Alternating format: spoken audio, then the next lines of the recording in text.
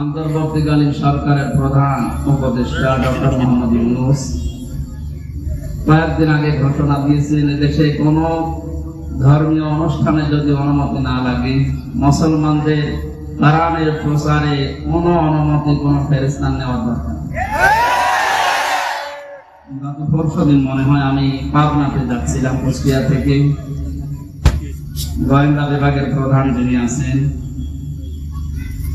আমাকে বলছে, হুজুর কোরআনের কথা বলতে গিয়ে 14-15 বছর বহু বাধার সম্মুখীন হয়েছে। এদেশে এখন মুক্তভাবে কোরআনের কথা বলবেন, কোরআন যেভাবে যে ফোর্সে জানিয়েছে ওই ফোর্সে বলবেন, কোনো বাধা নেই। কেউ বাধা দেওয়ার কথা বললে আমারে জানাবেন। দুইটা কথা জানিয়েছে কমিটিকে জানাতে। এক নম্বরে মহিলাদের প্যান্ডেল যেন আলাদা হয়, আর ওখানে কোনো পুরুষ যেন দায়িত্ব না থাকে। 2 নম্বরে ওনাদের জন্য আলাদা অজু এবং টয়লেটের যে ব্যবস্থাগুলো ওয়ান টাইম হলেও যেন অন্তত মানুষ বুঝে 8টা 10টা 15 20টা এগুলো কমিটি করে দেয়। আপনি আগে এটা জানিয়ে দেবেন। আপনাদের মাহফিলের মাধ্যমে সারা দেশে যেখানে তাফসীর মাহফিল ওয়াজ মাহফিল নেওয়া আছে আমি জানিয়ে দিলাম, আপনারা এই কাজগুলো করবেন। কোরআন প্রচারে, কোরআন প্রতিষ্ঠায় এখন আশা করছি সামনে আর কোনো বাধা আমাদের থাকবে না। যদিও ষড়যন্ত্র বসেনি, গতকালকেও একটা ষড়যন্ত্র হওয়ার পায়তারা চলছিল। আমাদের ছাত্র বন্ধু যারা আছে তারা রুখে দিয়েছে। এর কয়েকদিন আগে আর একটা হয়েছিল বিচারপতি দিয়ে, সেইটাও রুখে দিয়েছে। আমার মনে হয় যাই হচ্ছে আল্লাহ রাব্বুল আলামিন সে কাবা শরীফ ধ্বংস করতে যারা এসেছিল সে আবাবিল পাখি দিয়ে যেমন সাহায্য করেছিলেন, পদে পদে জালেমদেরকে বিদায় দেওয়ার পরে যা হচ্ছে আল্লাহ নিজে মনে হয় হাতে করে করছে। ইদা জা নাসরুল্লাহি ওয়াল ফাত, নবী যখন সাহায্য আসবে আল্লাহর, আপনি তখন বিজয় দেখতে পাবেন। আল্লাহর এই সাহায্য ছাড়া আমাদের এই বিজয় আমার যেটা মনে হয় সম্ভব না। বিজয়ের ঘোষণা দেওয়ার পরে আল্লাহর আয়াত ছিল, রাআইতান নাসা ইয়াদখুলুনা ফি দীনিল্লাহি আফওয়াজা। সাহায্য আসবে, আপনি বিজয় দেখতে পাবেন। শুধু এতটুকুই না, বিজয় যখন আসবে আপনাদের, আপনি দলে দলে পালে পালে ইসলামী মানুষ প্রবেশ করছে, এই দৃশ্য দেখতে পাবেন। আমার তো মনে হচ্ছে যে দৃশ্য আরম্ভ হয়েছে এই 18-20 দিনে। আর কোরআন কারীম প্রতিষ্ঠার জন্য যারা একামতে দ্বীনের দায়িত্ব পালন করছেন বা করবে সামনে, অগ্রণী ভূমিকা যারা পালন করছে ময়দানে, এনাদের যে অ্যাক্টিভিটিস বা ইখলাস, এই শ্রম তারা দিয়ে যাচ্ছে মানবতার জন্য। বিশেষ করে জামায়াতে ইসলামী বাংলাদেশের শ্রদ্ধাভাজন আমির ডাক্তার শফিকুর রহমানের এই বৃদ্ধ যুবক না, এই বয়সে যে শ্রম দিচ্ছে। আমরা যে সময় কোরআনের কথা বলার জন্য শোনার জন্য বসছি, এই সময়ে বাংলাদেশে আমাদের প্রতিবেশী নামে কলঙ্ক যারা, তাদের আগ্রাসনের কারণে প্রায় 12-13টা জেলা এখন পানির নিচে। মানে যেভাবে কাজ চালিয়ে যাচ্ছে, প্রতিদিন প্রতিনিয়ত নতুন নতুন বিষয় এ বাংলাদেশ তার কাছ থেকে আমার মনে হয় কিছু শিখতেছে। এই অবস্থায় ঐক্যের ডাক দিয়ে 75টার উপরে শুধু ইসলাম নিয়ে যারা দল করে, রাজনীতি করে এই দেশে, তাদেরকে সব এক জায়গায় করার চেষ্টায় আছে এবং সফল হচ্ছে। এই কঠিন মুহূর্তে এখনো পর্যন্ত যদি ছোটখাটো বিষয়গুলো আমাদের ভেতর থেকে অহংকার, হিংসা, তাকাব্বুরি এবং মনের ভেতরে যে কালিমাগুলো আছে দূর করতে না পারি, আবার কোন সালেম এসে যদি চেপে বসে ও পাথর সরানো কিন্তু কিয়ামত হয়ে যায়। একটা উদাহরণ করছিলাম, একটা হোস্টেলে 100 জন ছাত্র থাকে। প্রতিদিন তাদেরকে নাস্তায় সিঙ্গাড়া দেওয়া হয়। সিঙ্গাড়া নাম করেননি?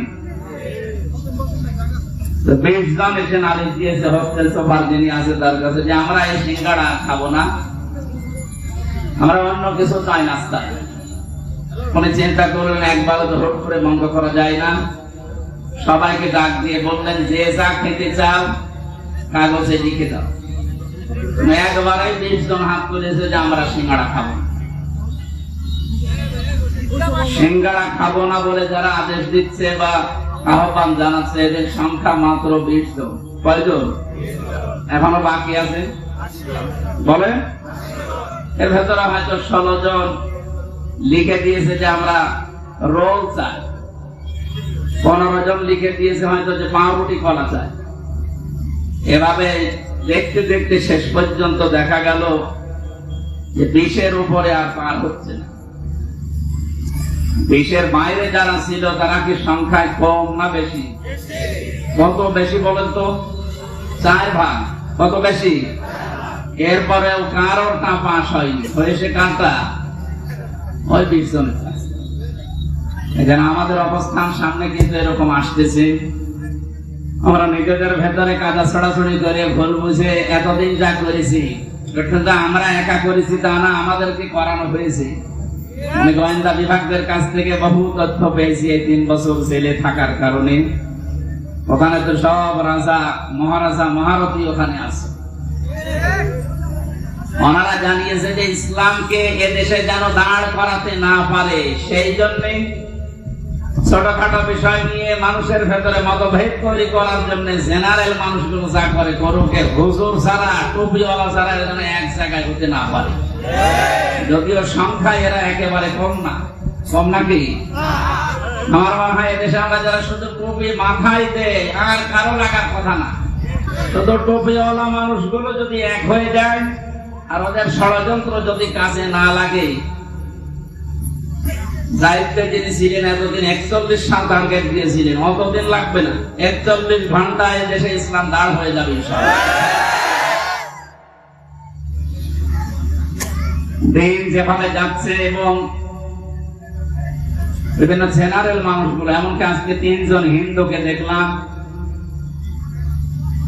তারা ডাক্তার শফিকুর রহমানের হাতে হাত দিয়ে ইসলামী আন্দোলন করবে, জামাত ইসলামী বাংলাদেশে ওরা অলরেডি যোগ দিয়েছে। মূর্খ মানুষ না তারা, প্রত্যেকেই শিক্ষিত, সবগুলো বিশ্ববিদ্যালয় থেকে অনার্স মাস্টার্স পড়া। তারা বুঝতেছে যে এই জামানা যা শুরু হয়েছে 15 বছর যা দেখলাম, মানবতার ফেরিওয়ালা বিভিন্ন মানুষের নামে আমরা শুধু শুনেছি, বাস্তবে তাদেরকে দেখি নাই। যেটা এখন দেখতে পাচ্ছি ডাক্তার শফিকুর রহমানের বেতন। এই যে পাশেই কারাগার, আমি ছিলাম এখানে 3টা বছর। ডাক্তার শফিকুর রহমান সাহেব 4 তলায় ছিলেন, আমরা ছিলাম, উনি 2 তলায় ছিলেন, আমরা ছিলাম 4 তলায়।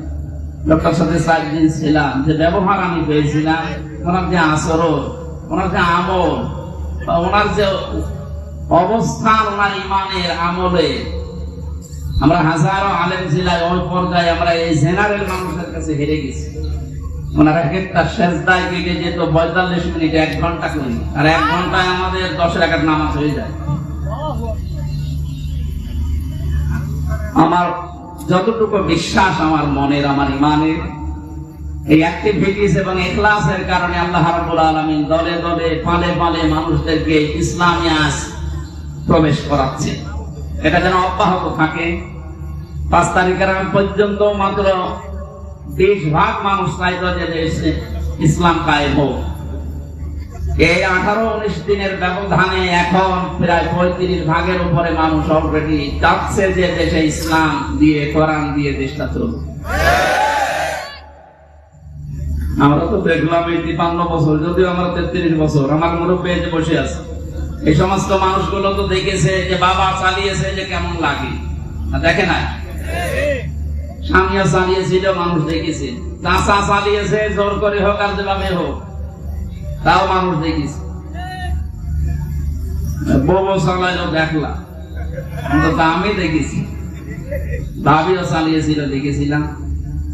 এখন শুধু দেখতে বাকি আছে যে এই কোরআন দিয়ে দেশ চললে কেমন দেখা যায়। এটা দিয়ে চালান, এই কারাগার লাগবে না। কারাগার লাগবে কোন কারণে? এটা দিয়ে চললে অপরাধ হলে যে সঙ্গে সঙ্গে বিচার হয়ে যাবে, অপরাধ শেষ। এখানে বছরের পরে বছর মানুষকে কারণে অকারণে আপনি আটকিয়ে বেকার কষ্ট দেবেন কোন কারণে? আমি যে সিঙ্গাড়ার উদাহরণ দিলাম, 100 জনের মাত্র 20 জন চায়, 80 জন মানুষ থাকার পরেও তাদের তা পাস হয়নি। এই কারণেই বাংলাদেশের মুসলমান গুলো আজ আমরা যদি এক হতে পারতাম, 3 বছরে যে নির্যাতন, জুলুম, অত্যাচার শিকার আমরা হলাম, বিশেষ করে আলেমেরা 76 জন আলেম আমরা এক জায়গায় ছিলাম, হেফাজত ইসলাম বাংলাদেশ সহ, চরমনায়ের কিছু মরিদ ভাই সহ, আমরা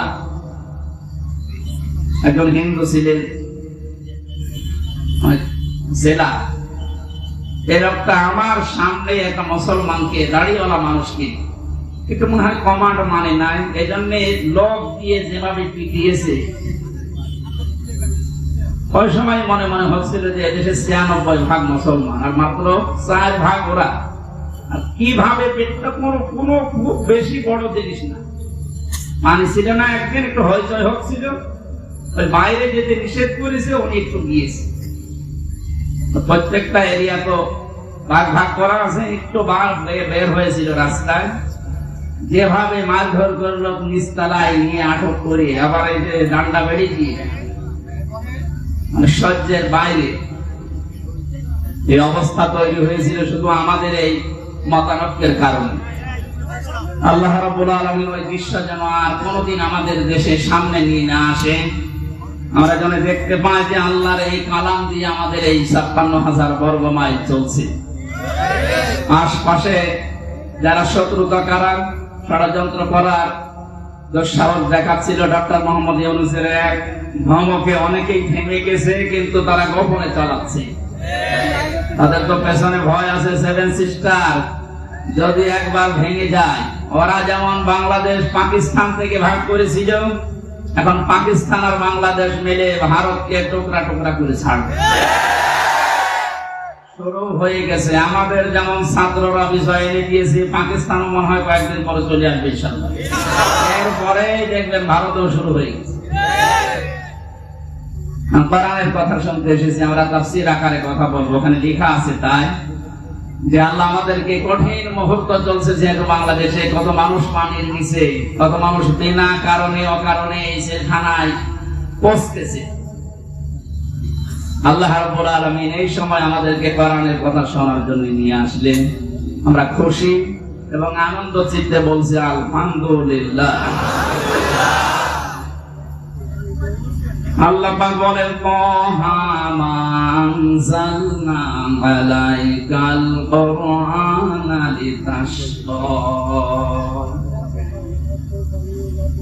হে নবী, এ কোরআন আমি আপনাকে এই জন্য দেইনি যে আপনি মার খাবেন, এ কোরআন এই জন্য দেইনি যে অন্য দেশের মানুষ আপনাকে পানি দিয়ে ডুবিয়ে মেরে ফেলবে না।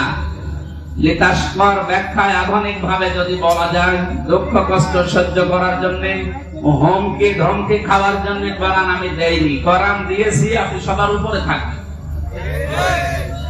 নবীজিকে যতগুলো নাম দিয়ে আল্লাহ ডাক দিয়েছিলেন, তার ভেতরে 2 নম্বরের নাম হচ্ছে তাহা। ওনাকে আল্লাহ ডাক দিয়েছেন প্রথমে ইয়াসিন বলে। কি বলে বলেন তো? বলেন তাফসীরে কাবীরে আল্লাহ পাক মুফাসসির যারা ইয়াসিন শব্দের তাফসীর করতে গিয়ে তারা দিয়েছেন ইয়া মানে হে, সিন মানে সাজ্জাদ। সাজ্জাদের ব্যাখ্যা করতে গিয়ে আল্লামা ফাখরুদ্দিন রাজি রাহমাতুল্লাহ আলাইহি উনি 5টা বিষয় সামনে নিয়ে এসেছেন। মুফাসসির বলেন সিন মানে আল্লাহ বুঝিয়েছেন সাজ্জাদুল আলামিন, সিন মানে সাজ্জাদুল বাশার, সিন মানে সাজ্জাদুল কাউনাইন, সিন মানে সাজ্জাদুল আম্বিয়া, সিন মানে সাজ্জাদুল মুরসালিন। প্রতিটি শব্দের ব্যাখ্যা করতে গিয়ে আমরা দেখেছি মুফাসসিরের কথা বলছি, উনি জানিয়েছেন সাজ্জাদুল আলামিন মানে শুধুমাত্র বাংলাদেশ না, শুধুমাত্র এই পৃথিবী না, এই 228টা রাষ্ট্র নিয়ে দুনিয়া গঠিত। এখন এর বাইরে জগৎ আল্লাহ বানিয়েছে, যত জায়গায় মানুষ দেখতে পারে, চাঁদে যাচ্ছে, মঙ্গলে যাচ্ছে, যত জায়গায় যেতে পারে, ওখানেও যদি কেউ বসবাস করা আরম্ভ করে, সেখানেও তাকে মুহাম্মদ রাসূলুল্লাহকে নেতা মানা লাগবে। কারণ আল্লাহ ঘোষণা দেওয়া নেতা এই দুনিয়ায় একজনই, ইয়াসিন। হে নেতা, পৃথিবীর অন্য কাউকে আল্লাহ এ শব্দ দিয়ে ডাকেননি হে নেতা, না, শুধুমাত্র মুহাম্মদ রাসূলুল্লাহকে আল্লাহ ইন্ডিকেট করেছে। এই সাইয়্যিদুল আলামিন দিয়ে বোঝা যায় পৃথিবীর কোন জায়গা না, যে কোন গ্রহে যদি আপনি বাস করতে চান, তানাজ্জালুল আমরু বাইনাহুম না, ওই সমস্ত জায়গায় আল্লাহ বিধিবিধান নাযিল হচ্ছে তাদের প্রয়োজনে। এজন্য যদি মঙ্গলে যান, সেখানে যদি রাসূলুল্লাহকে নেতা মানা লাগে, তাহলে পৃথিবীর এমন কোন জায়গা আছে যেখানে বিশ্ব নবী বাদ দিয়ে অন্যের নেতৃত্ব মানা যায়? শুধুমাত্র বদ্ধ পাগল ছাড়া কোন মানুষ এই পৃথিবীর ময়দানে মুহাম্মদ রাসূলুল্লাহ বাদ দিয়ে অন্য কাউকে নেতৃত্বে আসনে বসাতে পারে না। এই শব্দটা বারবার উচ্চারণ করছি আমি খেলা করার জন্য না। গাজীপুরবাসী খুব খেয়াল করে শোনে, এটা দুনিয়ার সাথে যদি সম্পর্কিত হতো, আল্লাহর কসম আমি এই জায়গায় বলতাম না, এটা সম্পর্কিত আখিরাতের সাথে। আল্লাহ পাক জানিয়েছেন ময়দানে মহাশারে মানুষ যখন হাজির হবে, ওই সময়ে মানুষকে আমি বিচারের কাঠগড়ায় দাঁড় করানোর জন্য 3টি স্টেপে সাজাবো। প্রথমেই মানুষকে ডাক দেওয়া হবে আল্লাহর সামনে দল দল করে। কোরআনে কারীম জানাচ্ছে ওয়াকুল্লুহুম আতিহি ইয়াউমাল কিয়ামাতি ফারদা। সূরা মারইয়ামের 95 নম্বর আয়াত। আল্লাহ পাক বলেন কিয়ামতে প্রতিটি মানুষকে আমি আল্লাহর সামনে দাঁড় করাবো স্রেফ একা একা। কয়জন করে? এদের স্বাধীন হয়ে গেল কয়েকদিন আগে, দ্বিতীয় স্বাধীনতা বলা হচ্ছে। এরপরে অনেক ভণ্ড এখনো বসে নেই এই কথাটাকে কোরআনের বিরুদ্ধে পুরা উল্টা সাজিয়ে মানুষকে এখনো ধোঁকা দিয়ে বোকা বানাচ্ছে। কোন চিন্তা করবা না, চিন্তা নেইও, আমরা আছি, পার করে দেব। দুনিয়ার এই ছোট্ট জীবনে যদি অনেকে পার করতে গিয়ে ধরা খায়, কিয়ামতের ওই কঠিন ময়দানে আল্লাহ আপনাকে ডাকবে। কোন মানুষ আপনার সাথে প্রথম স্টেপে থাকবে না, স্রেফ আপনি একা সামনে দাঁড়াবেন আল্লাহ। নিজের দিকে তাকিয়ে পেছনের জীবনের দিকে একটু হিসাব মিলান তো। সত্যি যদি আল্লাহ আপনাকে ডাক দিয়ে বলে পড়, ইকরা কিতাবাকা কাফা বিনাফসিকা লিয়াউমা আলাইকা হাসিবা। সূরা বানী ইসরাঈলের 14 নম্বর আয়াতে আল্লাহ জানিয়েছেন এটা পড়, জান্নাতে যাবি না জাহান্নামে যাবি কারো জিজ্ঞাসা লাগবে না, তুই নিজেই যথেষ্ট। এখানে যত আসামি জেলখানায় আছে গাজীপুর কাশিমপুর সহ প্রত্যেকটি আসামিকে আদালতে তোলার সময় বিচারক কিন্তু জিজ্ঞাসা করে তার অপরাধ সম্পর্কে, যেটা করেছেন কিনা। বিশেষ করে 164 যখন নেয়, ম্যাজিস্ট্রেট কিন্তু জিজ্ঞাসা করে যা যা বললেন আপনি এগুলো করেছেন কিনা। আল্লাহর বিচার ব্যবস্থা পুরা উল্টা।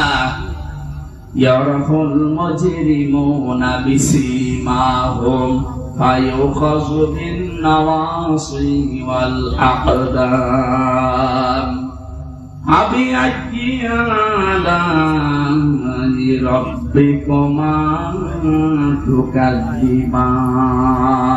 বলেন আল্লাহু আকবার। আল্লাহ পাক বলেন কিয়ামতের দিন আমি অপরাধীকে জিজ্ঞাসা করব না যে এটা করেছিস কিনা। কিয়ামতের দিন আমি তার শরীরের ভেতরে অপরাধগুলো ফুটিয়ে তুলব। আয়াতের তাফসীরে আমি 10 প্রকার আকৃতির কথা পেয়েছি। মানুষের চুল ধরবে অপমান করার জন্য, আর কদম মানে পা ধরবে। ফেরেশতারা এই দুইটা নিয়ে তাকে জাহান্নামে ফেলার জন্য রওনা দেবে। আল্লাহ পাক বলবেন দাঁড়া, সুম্মা ফি সিলসিলাতিন দারউহা সাবউনা দিরান ফাসলুকু। এর 70 হাত বা গজ বিশাল শিকল দিয়ে বাঁধ। এটা বাধা হবে এই কারণে যেন অপমানের মাত্রা আরো বেড়ে যায়। 15টা বছরের যে দৃশ্যগুলো আমি আদালতে দেখেছি, বিশেষ করে আমার 3 বছরে শাইখুল হাদিসের সন্তান শাইখুল হাদিস এবং হাজারো আলেম। আজকে একজন মাজলুম আলেম বের হয়েছে, মুফতি জসিমউদ্দিন রহমানী। আল্লাহ পাক তাকে হায়াতের দাজ্জে বাসিহাতে কুল্লিয়া দান করেন, বলেন আমিন। এই আলেমদের জোতা টানার যোগ্যতা যারা দায়িত্বে ছিল তাদের ছিল না। এই মানুষগুলোকে আদালতে হাজির করতে গিয়ে দেখতাম পায়ে দিয়েছে ডান্ডা বেড়ি, হাতে দিয়েছে হ্যান্ডকাপ, যেটা দিয়ে হাত কেটে যায়, মাথায় দড়ি বেঁধে ছাগলের মতো গরুর মতো টানতে টানতে নিয়ে যেত। আর বিভিন্ন তালায় ওই জালেমদের দোসররা জালেমরা থেকে টিপনি কাটতো। দেখ কি অবস্থা। আমার মনে হয় পুরা বিষয় আল্লাহ পুরাটাই পাহাড়ের মতো উল্টিয়ে দিয়েছে। কালা মালিকের যে অবস্থা, ওর নাকি শুনলাম অন্ধকোষ উড়িয়ে গেছে।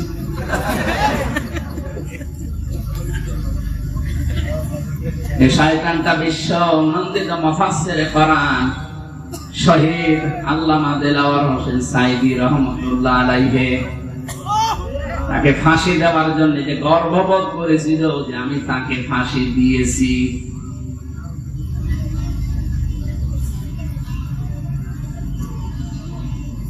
গাজীপুরবাসী, আমার তো মনে হচ্ছে এখন যে জালেম গুলোর উপরে মানুষের ক্ষোভ, রাগ এবং বাস্তবতা যেটা দেখা যাচ্ছে, কেউ ডিম ছুড়ে মারছে, কেউ পানি মারছে, কেউ কিল ঘুষিত ফিরে আসে, এগুলো সব আমার যতটুকু ধারণা নবীর ওই হাদিস অনুযায়ী এটা আলেমদের বরদোয়ার ফল। বিশ্বনবী জানিয়েছেন ইত্তাকি দাওয়াতাল মাসলুম, পৃথিবীর মানুষেরা সাবধান, তুমি আর চাই করো না কেন মাজলুমের বরদোয়া থেকে নিজেকে বেশি বাঁচিয়ে রাখবা। এটা একটা কঠিন বিষয়। ফাইন্নাহা লাইসা বাইনাহু ওয়া বাইনাল্লাহি হিজাব। মাজলুম যদি বরদোয়া করে আর আল্লাহর মাঝে কোনো পর্দা, কোনো ফারাক থাকে না, সঙ্গে সঙ্গে কবুল হয়ে যায়। আমার মাথায় দড়ি দিয়ে যখন নিয়ে গিয়েছিল প্রথমে, এত অসহায় মনে হচ্ছিল নিজের কাছে যে আল্লাহ কি করেছি। পায়ে দিয়েছে ডান্ডা বেড়ি, হাতের ভেতরে হ্যান্ডকাপ, মাজার ভেতরে সে এত মোটা মোটা দড়ি, 2-3 জন 4 জন পুলিশ হাত ধরে রাখে আর একজন টানতেছে, গরু টেনে নিয়ে যাচ্ছে। দুনিয়ায় যদি আল্লাহ এটা উল্টিয়ে দেখাতে পারে, আখিরাতের বিচার তো আলাদা। কিয়ামতে আপনি একা দাঁড়াবেন, কোন সাক্ষী লাগবে না, আপনার শরীরের ভেতরে ওই বিষয়গুলো আল্লাহ ফুটিয়ে তুলবে।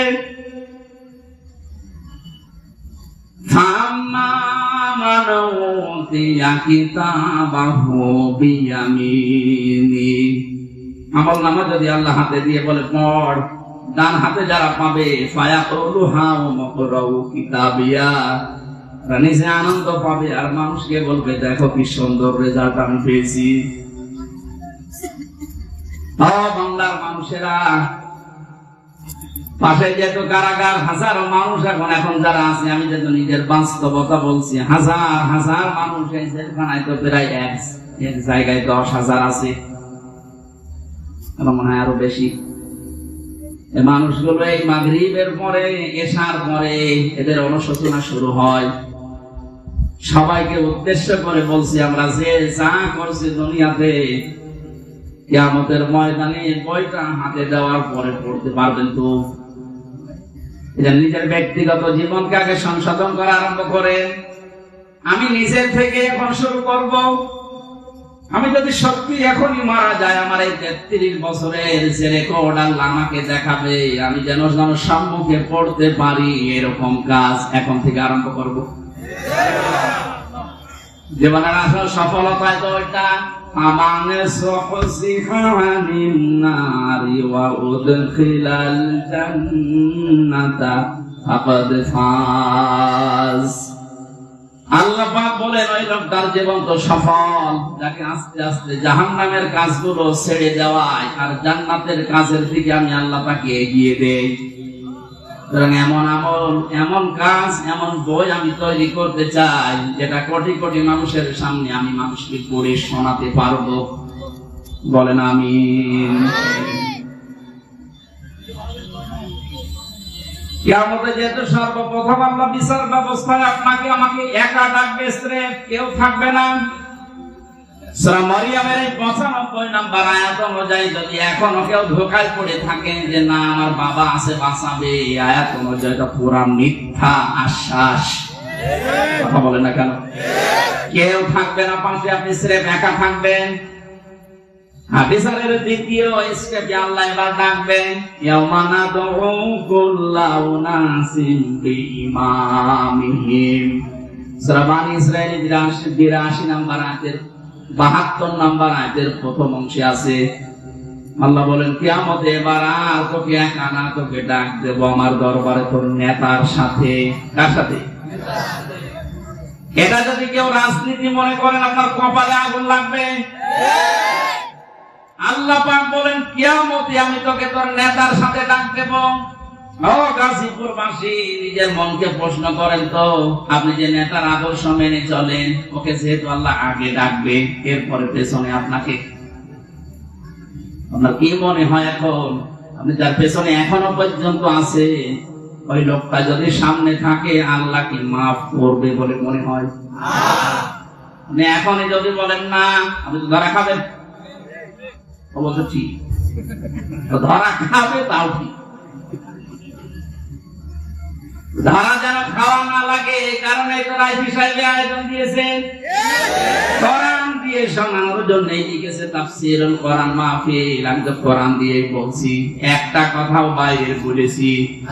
সুতরাং আহ্বান জানাচ্ছি, আমি বড় দরদ নিয়ে মায়া নিয়ে আমি দেখতে পাচ্ছি কোরআন আর হাদিসের চোখ লাগিয়ে যে আপনি ধরা খাবেন।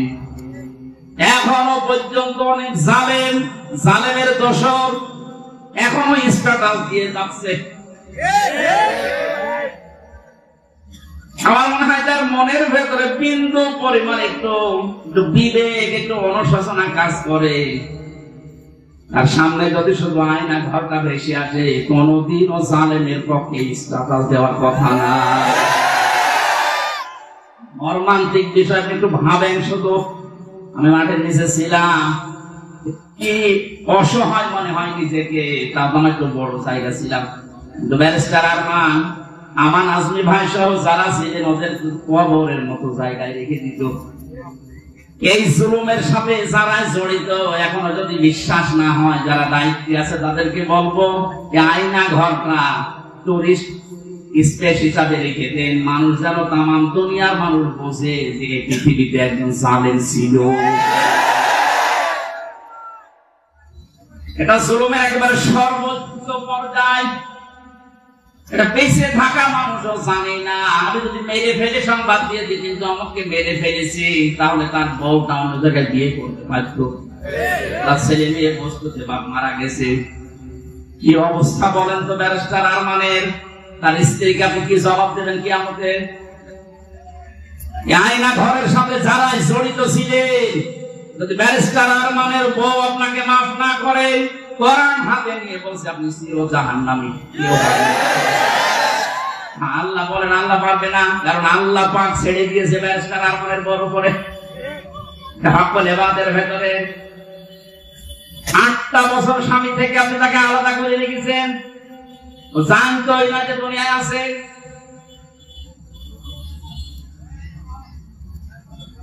আমি কয়দিন থেকে আমার অবস্থা হালচাল শেষ হয়ে গেছে, আর 8টা বছর। এর বড় যদি কোন মানুষ জালেমের পক্ষে কথা বলে, কি বলে তো বলে বিবেক, কি বলে তার? আপনার বিবেক বলে কিছু আছে?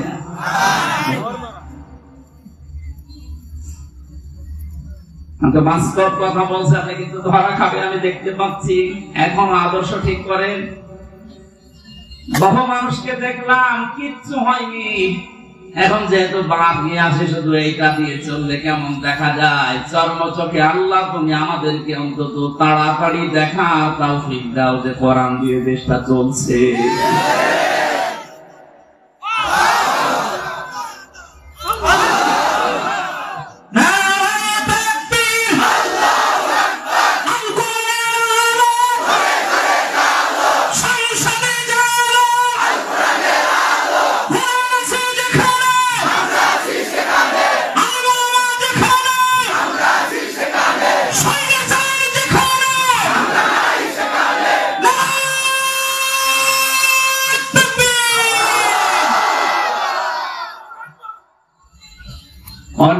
দিকে না নিয়ে বিবেকের দিকে নিয়ে যান। আমি আপনাকে বাঁচাতে চাই। সত্যি আমরা কিন্তু ধরা খেয়ে যাব যাদের আদর্শ ঠিক নেই। এই মুহূর্ত থেকে আমি আশা করছি পাল্টাবেন। 2 নম্বরের ব্যাখ্যায় পেয়েছি আল্লাহ নবী জানিয়েছেন আমাকে আল্লাহ ইয়াসিন বলে ডাক দেওয়ার কারণে সিন মানে সাইয়্যিদুল আলামিনের পরে সিন মানে সাইয়্যিদুল বাশার। সিন মানে কি? বাশার মানে মানুষ। মানুষ কত বাচ্চে যারা বিবেচিত এ কথা যা বলেন।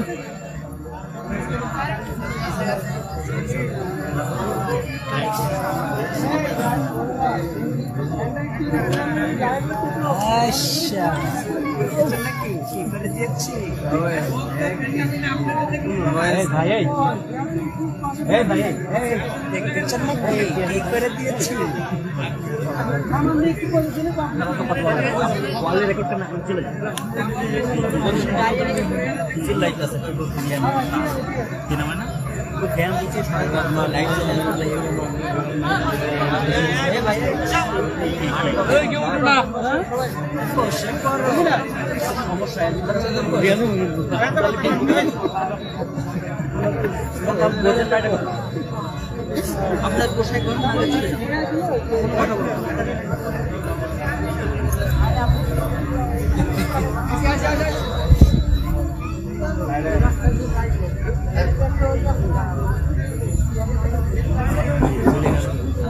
সুবহানাল্লাহ আলহামদুলিল্লাহ লা ইলাহা ইল্লাল্লাহ সুবহানাল্লাহ আলহামদুলিল্লাহ লা ইলাহা ইল্লাল্লাহ লা ইলাহা ইল্লাল্লাহ মুহাম্মাদুর রাসূলুল্লাহ।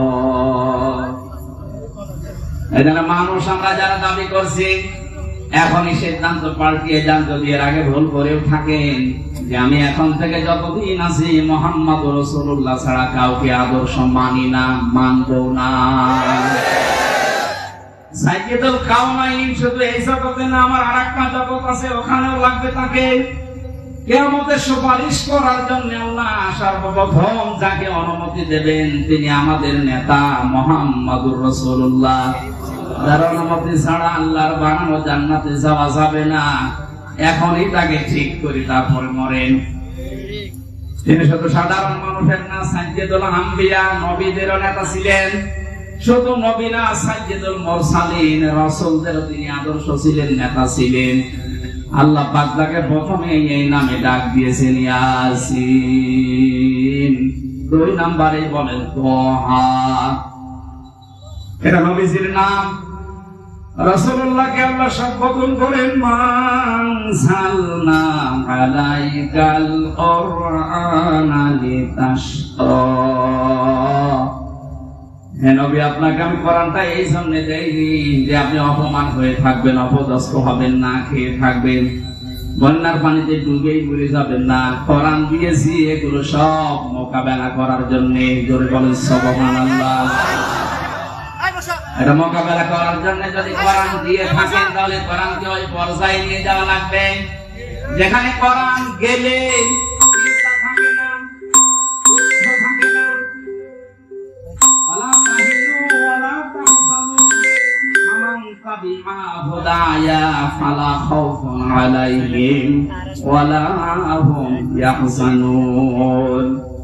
আমার পাঠানো হেদায়েত যদি অনুসরণ করতে পারো, অনুসরণ করা যায়, যেখানে গেলে ওই জায়গায় যদি নিয়ে যেতে পারো।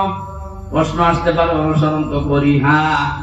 আজ আমাদের অনেকের ঘরে ঘরে কোরআন শরীফ আছে, কিন্তু যেখানে থাকা দরকার ওই জায়গায় না থাকার কারণে আজ হাজারো মানুষ জায়েজ জিনিস জায়েজ জানার পরও মানতে পারছি না। যেখানে গেলে জায়েজটা জায়েজ ভাবে মানা যায়, আর হারামটা হারাম জানার পরে ছেড়ে দেওয়া যায়, এই জায়গায় কোরআনকে পৌঁছে দেওয়ার দায়িত্ব এখন আমাদের। সে সময় এবং সুযোগ আমাদের সামনে ইনশাআল্লাহ আসতেছে। এরপরও যদি আপনি ভুল করে ফেলেন, আমার মনে হয় বারবার আল্লাহ সুযোগ দেবে না। কথা বলে না কেন? মান ক্বারাআল কুরআনা ফাস্তাশহারাহু, যে ব্যক্তি কোরআন পড়ে এবং কোরআনকে দাঁড় করানোর জন্য স্পষ্ট ইজহার মানে বিজয় করা। ইজহার মানে কি? কোরআনকে বিজয় করার জন্য যারা চেষ্টা চালায়, ফাহাল্লা হালালাহু ওয়া হারামা হারামাহু, এর হালালকে হালাল জেনে আঁকড়িয়ে ধরে, হারামকে হারাম জেনে ছেড়ে দেয়, আদখালাহুল্লাহুল জান্নাহ, এ নবী আপনি বলেন আল্লাহ পাক তাকে জান্নাতে দিয়ে দিয়েছে। জান্নাতে দেবে না, জান্নাতে দিয়ে দিয়েছে। সুতরাং এমন একটা দেশ এখন কোরআনে কারীম দিয়ে গঠন করা দরকার, যেখানে বসবাস করলে জান্নাতে যাওয়ার গ্যারান্টি পাওয়া যায়। হজ করতে যারা যান, এই যে মানুষগুলোকে আমি দেখেছি 16 সালে, কি নিয়ে আসে মানুষ ওখান থেকে? আসার সময় হয় তসবিহ নেয়, পাথর নেয়, জায়নামাজ নেয়, আতর নেয়, আর বাকি কিছু কিছু জিনিস নিয়ে আসে, স্বর্ণ। ওখান থেকে নিয়ে আসার কথা ছিল কি, আরাফাতের ময়দানে অবস্থান করে যখন আবার আসতেছে 9 তারিখে, মুজদালিফার যে ময়দানটা আছে, লক্ষ লক্ষ নারী পুরুষ খোলা আকাশের নিচে, কোন অভিভাবক লাগবে না, একা একা শুয়ে আছে, পাশে যুবতী মেয়ে আছে। কোনদিনকার ওয়াজ পর্যন্ত সাহস হয়নি যে একটু তাকাই, বলে না কেন? যেমন তেমন মেয়ে লোক না, বিশ্ব সুন্দরী যারা, তারাও শুয়ে আছে। এই কঠিন পরিস্থিতিতে যদি কোন মানুষ আজ পর্যন্ত এটা প্রমাণ করতে না পারে যে এখান থেকে 5টা মেয়ে হাইজাক হয়ে গেছে, শুনেছেন কোন? 5টা মেয়ে সম্ভ্রম হারিয়ে ফেলেছে, শুনেছেন কোনদিন? 5টা ধর্ষণের শিকার হয়েছে, শুনেছেন? আপনি এটা নিয়ে আসতে পারেন না।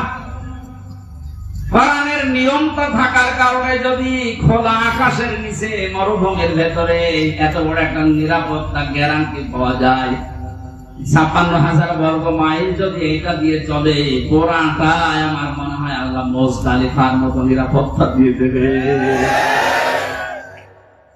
আমাদের আসল কাজ হবে এখন এইটাকে উপরে তোলার চেষ্টা চালাচ্ছে যারা, আল্লাহ তাদের এই চেষ্টার ভেতরে যেন ইখলাস আরো বাড়িয়ে দেন, তাদের শরীর স্বাস্থ্য আল্লাহ যেন সুস্থ রাখেন। সবাই বলেন আমিন। দরুদ পড়ছি, সালাম পাঠাচ্ছি আমাদের নবী মুহাম্মদ রাসূলুল্লাহর উপরে, যিনি আর্থ মানবতার মুক্তির জন্য দুনিয়াতে এসেছিলেন। এখন তার আদর্শটা দিক বিদিক ছোটাছুটি করছে মানুষ, এই কারণে আমরা এখনো পর্যন্ত অসহায় হয়ে আছি দুনিয়ার ময়দানে।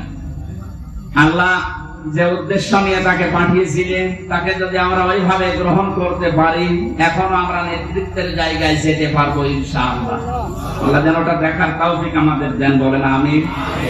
আজকের আমার আলোচনার বিষয় হচ্ছে ঈমান আনার কিছু শর্ত আছে। এখানে আরেকটা আলোচনা আছে সামনে, ওখানে ঈমান নষ্ট হয়ে যায় কি করলে, ওই বিষয়গুলো আমি কোরআন আর হাদিস দিয়ে তুলে ধরবো।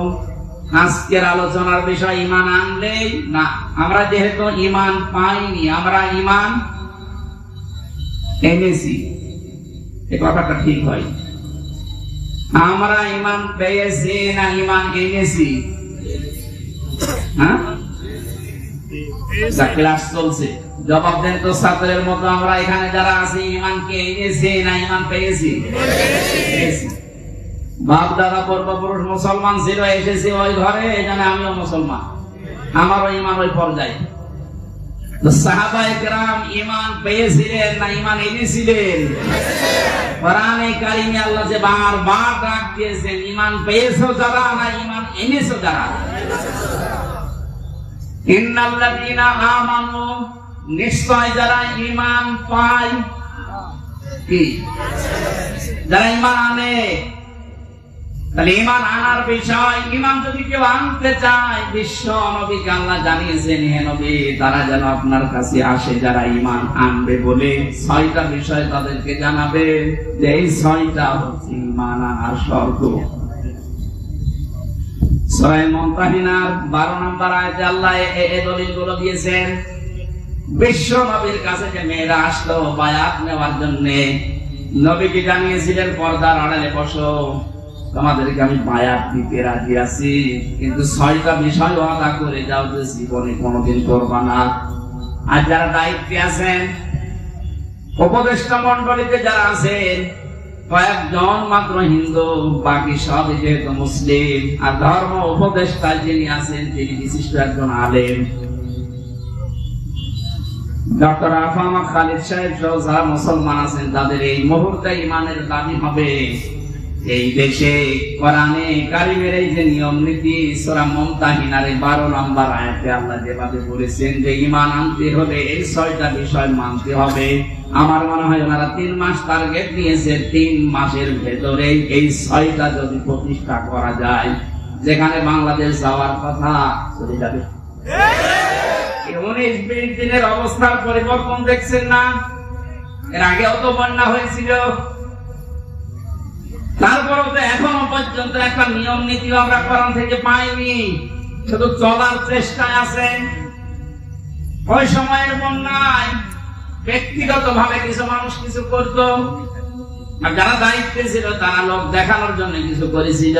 কিন্তু এই 20-22 দিনের, বিশেষ করে এই 7-8 দিনের বন্যায় যা দেখতে পাচ্ছি, একটা ফকির ভিক্ষা করে 300 টাকা পায়, সেখান থেকে 20 টাকা বন্যার্থদের জন্য দিয়ে দিচ্ছে। সুতরাং দেশের মানুষের মন আছে, এভাবে মন তৈরি হচ্ছে। এই 6টা যে এখানে আল্লাহ আলোচনা দিলেন, এটা এখন সামনে নিয়ে আসা লাগবে। বায়াত শব্দটা আল্লাহ এখানে দিয়েছেন, কোরআনে কারীম জানাচ্ছেন, ইয়া আইয়ুহান নাবিয়্যু ইযা জাআকাল মুমিনাতু ইউবাইয়ুনাকা। হে নবী, মুমিন নারীরা যখন আপনার কাছে আসবে, যারা ঈমান আনতে চায় যে আমি মুসলমান হব, আমি ঈমানদার হব, আপনার কাছে যারা বায়াত নিতে চায়, আপনি তাদেরকে 6টা বিষয় পরিষ্কার করবেন যে তোমরা মানবা কিনা বলো। যদি এই 6টা বিষয় তারা গ্যারান্টি দিতে পারে, তারা আমি আল্লাহকে গফুর আর রহিম হিসাবে পাবে। বলেন আল্লাহু আকবার। দেখেন তো, আমরা যারা ঈমানদার বলে দাবি করেছিলাম, এখনো করছি, সামনে করবেন, 6টা বিষয় আমরা মানতে পারি কিনা। 1 নম্বরে আল্লাহ ঘোষণা দিয়েছেন, আল্লাহ ইউশরিকনা বিল্লাহি শাইআ। হে নবী, তাদেরকে জানান তোমরা দুনিয়ার যাই করো না কেন, শিরক করবা না, আল্লাহর সাথে অংশীদার স্থাপন করবা না, তার সাথে পার্টনারশিপ করা যাবে না। এই কথাটা যেহেতু পৃথিবীর যত জাতি আছে মুসলমান বাদ দিয়ে সবার বিরুদ্ধে যায়, এখানে আয়াতের ব্যাখ্যা করলে দুনিয়ায় মুসলমান বাদ দিয়ে যত জাতির লোকেরা আছে তারা আমাকে শত্রু মনে করে। আল্লাহর সাথে পার্টনারশিপ করা, শিরক করা, এটা শুধুমাত্র মুশরিকরা করেছে তা না, দুনিয়ায় যত জাতি আছে সব আল্লাহর সাথে শরীক করে ফেলেছে। এটা ইহুদি হোক, খ্রিস্টান হোক, বৌদ্ধ হোক, মুশরিক হোক, কথা বলে না কেন? নবীর ঘোষণা ছিল, আল্লাহ পাক জানিয়েছেন আপনার কাছে যারা আসবে তারা যেন শিরক না করে, এইটার গ্যারান্টি দিতে বলেন। আমরা এই শিরকুল শব্দের ব্যাখ্যা পড়েছি, শিন র কাফ।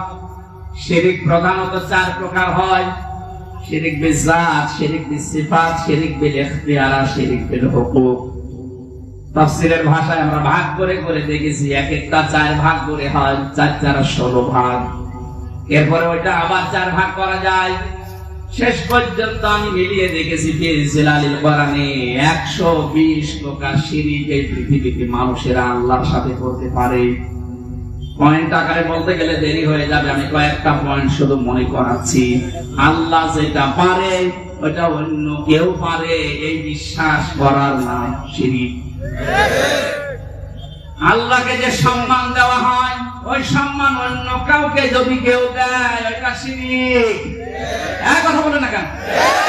এই জাতিকে অনেকেই সূক্ষ্ম ষড়যন্ত্রের মাধ্যমে বিভিন্ন জায়গায় শিরকের আমদানি করে জাতিকে মুশরিক বানানোর জন্য উঠে পড়ে লেগেছিল। গুরুত্বপূর্ণ ভূমিকা যারা পালন করেছে, বিভিন্ন দাদাদের কথা শোনার মাধ্যমে, তার ভেতরে শিক্ষা ব্যবস্থা যে 2 জন ছিল পরপর, এই 2টা কোথায় পৌঁছিয়েছে শিক্ষাকে? কোটি কোটি টাকা খরচ করে একজন মানুষকে বিভিন্ন মোড়ে মোড়ে দাঁড় করিয়েছে। কি সম্মান তার দিলেন আপনি? একটা দিনও যেতে পারেনি। দেড়টার সময় পালিয়েছে, বিকাল হতে হতে সারা দেশের সব দাঁড়ানো মানুষগুলো শুরু করেছে।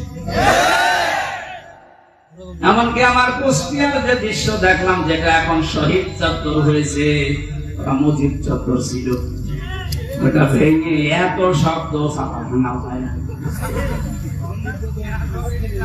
বহু কষ্ট করে 3 ঘন্টা চেষ্টা করে করে মাটির সাথে মিশিয়ে দিল। কি পেলেন আপনি? এতে কোটি কোটি টাকা গুলো যদি এখন থাকতো, অন্তত ওই টাকা এখন বন্যার্থদের ভেতরে যাওয়া যেত। আমার তো কোরআন হাদিস পড়ার পরে ধারণা যা, ওই মূর্তি বানানোর টাকা গুলো যদি আমরা আজ বন্যার্থ এই মানুষদের কাছে দিতে পারতাম, বঙ্গবন্ধুর কবরে মহান আল্লাহ আরো শান্তি বৃদ্ধি করে দিত। ইসলাম না জানার কারণে আর পাশে যে দালাল গুলো ছিল, তারা এদেরকে সঠিক ভাবে না বোঝানোর কারণে, বিভিন্ন চাপ থাকার কারণে মানুষগুলো শিরিক করেছে, আমাদেরকেও করাতে বাধ্য করেছে। এখন থেকে যে চাপ নেই, শিরিক এটা মুক্ত হওয়া লাগবে জীবন থেকে। ছোটখাটো অপরাধ যদি হয়, আল্লাহ গফুর আর গফফার নামের খাতিরে মাফ করবে আশা করা যায়, কিন্তু শিরিক করলে আল্লাহ মাফ করবে না, বারবার ঘোষণা দিচ্ছেন। ও গাজীপুরবাসী সহ যারা আছে, এই কথাটা গ্যারান্টি আজকে দেওয়া লাগবে যে আগুনে যদি পুড়িয়ে ফেলেন, যদি টুকরা টুকরা করে ফেলেন, ওই ঝিনাইদহ এমপির মতো করেন, ঝিনাইদহ এমপিকে হিরণ নামে তার পিটিয়ে মেরে উলঙ্গ করে 4 রাস্তার মোড়ে ভাঙিয়ে দিতে থাক। এরকমও যদি আপনাকে করে দুনিয়ায়, জেলখানায় মাওলানা মুফতি জসিমউদ্দিন রহমানের মতো 11-12 বছর না, বিশ্বানন্দিত মুফাসসিরের 13 বছরের মতো না, 100 বছর যদি আপনাকে রেখে দেয়, কোনদিন আমি শিরিক করব না, এটার গ্যারান্টি নিয়ে মারা যেতে পারলে আপনি জান্নাতি। শিরিকের গুনাহ বাদ দিয়ে বাকি গুনাহ আল্লাহ মাফ করবে বলে ঘোষণা দিয়েছেন। এই শব্দটার সাথে সন্তানদেরকে পরিচয় করার কারণে একজন কালো মানুষ, দুনিয়ায় 3 জন কালো মানুষের নাম পেয়েছি আমি তাফসীরে। হযরত ওমরের খাদেম একজন মাহাজা রাদিয়াল্লাহু তাআলা আনহু, আরেকজন এই যে যার নাম আল্লাহ কোরআনে দিয়েছেন, তার নামে লোকমান। 3 নম্বরে হযরতে বেলাল। এত কালো ছিল এদের চেহারাগুলো, তাদের বর্ণনা পড়েছি তাফসীরে। ঠোঁট গুলো ছিল একেবারে ওই আফ্রিকার মতো ছোলা মানুষের মতো চেহারা, কালো, এত কালো, হাড়ের তলা কি কালো, তার চাইতো কালো চেহারার যে বর্ণনা বলছি, এটাকে একবার দেখলে আর একবার দেখতে মন চাইবে? বলেন। অথচ সে মানুষকে আল্লাহ চিরন্তন করে দিয়েছে কোরআনে, 4 পৃষ্ঠার একটা সূরা দিয়েছে, তার নামে সূরা লোকমান। তিনি কি করেছিলেন এত দুনিয়ায়? তার পুরা জীবনে আমি পড়ে দেখেছি, সর্বপ্রথম তার কাজ ছিল তার সন্তানকে তিনি ডাক দিয়ে এই শিরকের বিষয়ে আল্লাহর সাথে পরিচয় করিয়েছিলেন। وَإِذْ قَالَ لُقْمَانُ لِابْنِهِ وَهُوَ يَعِظُهُ يَا بُنَيَّ لَا تُشْرِكْ بِاللَّهِ إِنَّ الشِّرْكَ لَظُلْمٌ عَظِيمٌ। স্মরণ করো ওই সময়ের কথা, যখন হযরত লোকমান তার আদরের সন্তানকে ডাক দিয়ে বলেছিলেন, হে আমার আদরের সন্তান, তুমি কখনো আল্লাহর সাথে শিরিক করবে না, শিরিক হচ্ছে বড় জুলুম। বাংলার মুসলমানেরা, আমাদেরও এখন উচিত হবে আমাদের আদরের ছেলে মেয়েদেরকে হযরত লোকমানের মতো যদি আল্লাহর সাথে শিরিকের এই বিষয়গুলো 120 প্রকার আছে, এই পয়েন্ট আকারে ধরে ধরে তাদেরকে যদি বোঝাতে পারে, আপনাকেও আল্লাহ লোকমানের মতো চিরন্তন করে দেবেন। এইটাকে বাইপাস করে আমার সন্তানকে মুশরিক বানানোর জন্য যারা উঠে পড়ে লেগেছিল, আল্লাহ এখন নিজে তাদের শাস্তি দিচ্ছে। কারণ আল্লাহ সব সহ্য করে, শিরিক সহ্য করে না। এই জন্য পৃথিবীতে মুশরিকদের কোনো উন্নতি হয় না, কারণ ওদের প্রতি আল্লাহ নিজে লানত দিয়েছেন। সূরা জুমারে আছে। এত কঠিন কঠিন কথা শিরিকের বিরুদ্ধে আল্লাহ কোরআনে দিয়েছেন। শিরিক করা মানুষের জন্য আল্লাহর বানানো জান্নাত হারাম। এমনকি তাদের কোনো সাহায্যকারীও থাকবে না। এই জন্য বাংলার মুসলমানের এই বিষয়টা খুব সতর্ক হওয়া লাগবে। আর যাই করি জীবনে যেন আমরা শিরিক না করি। শিরিক করবো এখন একটা একটা করে পয়েন্ট আকারে বললে অনেক সময় লাগবে, আমি শেষ করছি। আপনারা একটু তাফসীরে ইবনে কাসির এই আয়াতে পাওয়া যায় শিরিক এর ব্যাখ্যা দেওয়া আছে হাফিজ জিলালিল কোরআন। 2 নম্বরে চুরি করবেন না, ওয়ালা ইয়াসরিকনা, চুরি করা যাবে না। এখন যারা দায়িত্বে আছে, সামনে যারা আসবে, এটা এত কঠোর হওয়া লাগবে যে চুরি এই শব্দটা যেন এই দেশে না থাকে। এই দেশ এমনি দাঁড়িয়ে যাবে। বরং যারা চুরি করেছে, চুরি করে বাইরে যারা টাকা পাঠিয়েছে, ওই টাকাগুলো যে কোনো ভাবে দেশে নিয়ে আসা লাগবে। যদি দিতে না চায়, তাদের যা আছে এই দেশে স্থাবর অস্থাবর, এমনকি তাদের স্ত্রী সন্তান হলে এই দেশের খেদমতে লাগানো লাগবে। কারণ চুরি করা টাকা দিয়ে এতদিন বাহাদুরি করেছিলেন, এবার বছর খেলা। রাষ্ট্রীয় নিয়ম নীতি ছাড়া যেহেতু সম্ভব না, এই আইনটা যেন পাশ না হয়, এই জন্য বহু মুশরিক এই দেশের চেষ্টা চালিয়েছিল। এমনকি আয়াতকে তারা বর্বর আইন বলে ঘোষণা দিয়েছে। এখন যারা সামনে যাবে তারা যেন এটা একটু মেনে নেওয়ার চেষ্টা চালান। ওয়ালা ইয়াজনিনা, জিনা করা যাবে না। আজ বাস্তবতা পুরো ভিন্ন দেখছি। এত ভালো মানুষ মনে করতাম যাদের, তারা অন্যের বউ নিয়ে রাত কাটিয়েছে।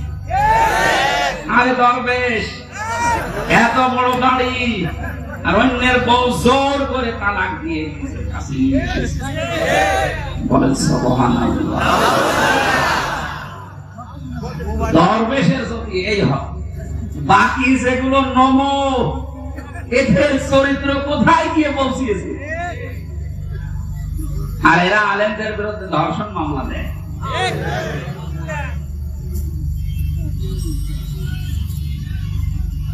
বিচার ব্যবস্থাটাকে, আইনকে একেবারে বাংলাদেশ থেকে একেবারে শেষ করে দিয়েছে যে একটা দায়িত্ব ছিল।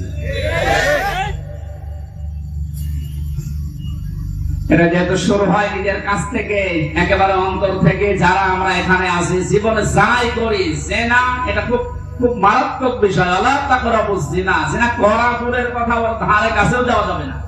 ওটা দিয়ে যেটা আরম্ভ হয়, যে মাধ্যমগুলো দিয়ে, ওই মাধ্যমগুলো এখন কন্ট্রোল করা দরকার।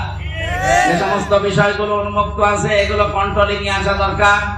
বিশেষ করে যে দায়িত্বে আছে, এখন মনে হয় নাহিদ ইসলাম আছে না, উনি যেন আরো শক্ত হন।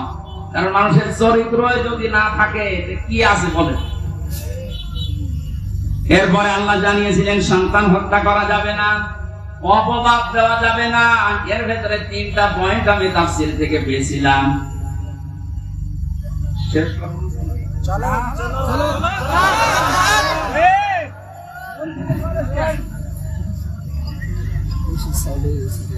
ভালো ভালো কোন কাজ যদি যারা দায়িত্বে আছে তারা আঞ্জাম দিতে চায়, তাদের এই ভালো কাজে কোনোদিন অবাধ্যতা প্রকাশ করা যাবে না। এই 6টা গ্যারান্টি আপনি আপনার এই যারা আসতেছে এদের কাছে নিন। তারপরে বলেন যে তোমাদের ঈমান তোমরা এনেছো।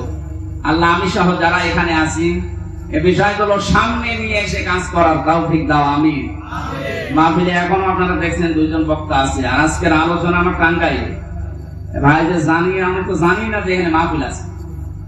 কুষ্টিয়াতে একটা অনুষ্ঠান ছিল, বাংলাদেশ জামাত ইসলামী কুষ্টিয়া জেলা শাখার উদ্যোগে 500 আলেম আজকে এসেছিল। আমি ওখানে ছিলাম, মনে করলাম এটা বাদ দেবো। ওনারা বলেছিলাম 12টার দিকে যে ভাই এটা বাদ দিলে হয় না, না আসতাম।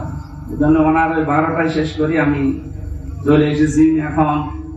আর মাত্র 1.5 ঘন্টার সময় আছে। টাঙ্গাইল সে ধোয়া পরে যে ওঠা লাগবে, ওইটাই আমার আজকের মাহফিল। যেটা এখনো বড় ভাইরা 2 জন আছে, আলী হাসান ওসামা ভাই আছে, শাহেদ জামাল উদ্দিন ভাই আছে। ওনারা বড় বড় মুফাসসির তাফসীর করবে। আমি আজকে শেষ করে দিচ্ছি ভাই।